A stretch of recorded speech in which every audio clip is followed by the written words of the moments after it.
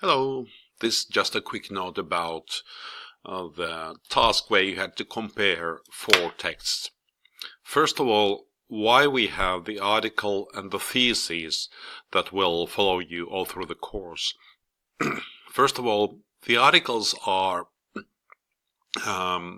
usually, things are done well there.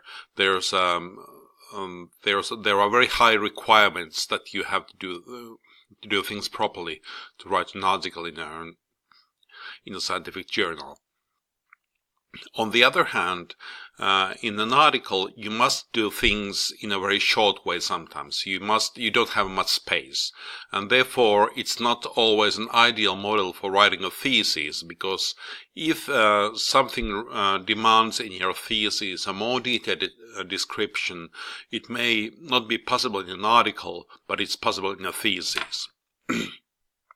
Therefore, it's good to see how things are done in a thesis. But of course, the thesis writers are not, they are not very experienced researchers as such. And sometimes you can find very good models, sometimes you can find things that could have been done better.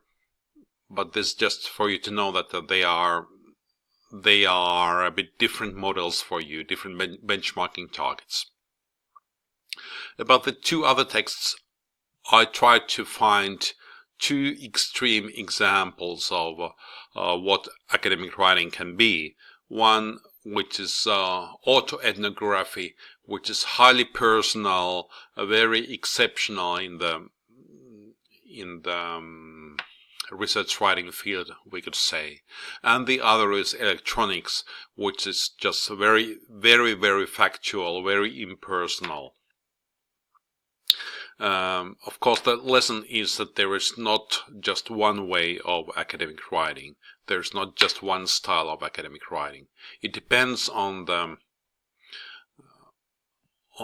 forum, whether it's an article, whether it's a thesis, whether it's something else, and it also depends on the field. Okay.